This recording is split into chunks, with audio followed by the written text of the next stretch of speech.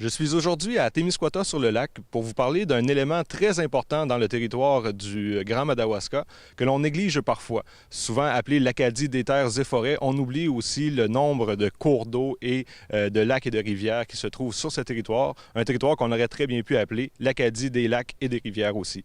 Et pour nous parler de ces cours d'eau, de l'importance de cet élément, j'ai avec moi Michel Grégoire qui est directeur général de l'Organisme des bassins versants du fleuve Saint-Jean. Michel, tu peux nous parler un peu de l'organisme, s'il vous plaît? Oui, l'organisme de bassin versant du fleuve Saint-Jean, comme 39 autres organismes de bassin versant au Québec, a un mandat de gestion intégrée de l'eau. Intégré, qu'est-ce que ça veut dire intégrer? Ça veut dire intégrer les agriculteurs, les forestiers, le secteur industriel, le secteur municipal pour une cohérence dans la gestion de l'eau. C'est-à-dire que si le secteur agricole souhaite faire en sorte d'améliorer la qualité de l'eau, eh bien, puis que le secteur municipal ne fait pas sa part de son côté, on n'atteindra pas notre objectif global. Donc, les organismes de bassin versant sont là pour concerter, réunir ces gens-là, planifier qu'est-ce qu'on devrait faire, de quelle façon, selon quel échéancier, puis essayer de faire ça ensemble. Pouvez-vous situer un peu l'importance du fleuve Saint-Jean par rapport au territoire ici du Témiscouata, du Madawaska et du nord du Maine?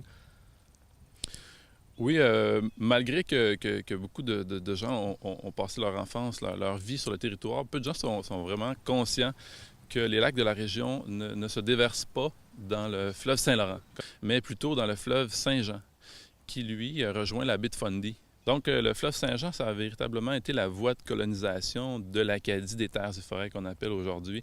Les premiers Acadiens qui ont colonisé la région de Grand-Sault, la région du Petit-Sault, qui est aujourd'hui à Edmundston, sont arrivés dans la région par le fleuve Saint-Jean. D'accord. Et vous avez, dans le cadre du Congrès mondial acadien, vous avez organisé un événement qui va se tenir prochainement? Oui, le lien est tellement étroit entre le fleuve Saint-Jean et l'Acadie des terres et forêts qu'on pouvait passer à côté de l'occasion d'organiser un événement d'envergure. Donc, il va se tenir les 21, 22, 23 août prochains, le sommet sur le fleuve Saint-Jean, qui est une occasion de découvrir cette rivière qui est méconnue pour la plupart des Québécois, puis d'apprendre aussi beaucoup sur ce qui la compose, les écosystèmes, les poissons, etc. Puis les efforts aussi, surtout les efforts qui ont été faits et qui sont faits pour améliorer ou maintenir la qualité de l'eau. On va recevoir, par exemple, Louis Bernatchez, qui est réputé mondialement. C'est un chercheur en génétique des poissons, qui va venir nous parler du pointu. Pointu très connu, très populaire au lac Témiscouata. C'est une variété de corrigone. Ensuite, Richard Carignan, grand spécialiste de l'eutrophisation des lacs au Québec, le vieillissement des lacs au Québec. Puis en soirée, on va avoir une conférence de Serge Bouchard, anthropologue, qui va venir nous parler de la valeur sociale des lacs au Québec. Et puis, pour ce qui est de votre journée phare, la journée de conférence, c'est à quel endroit que ça va se passer? Ça va se passer au Beaulieu culturel, le tout nouveau centre culturel dans le quartier Notre-Dame-du-Lac, à Témiscouata-sur-le-Lac. Merci beaucoup et on vous souhaite un excellent sommet, Michel Grégoire.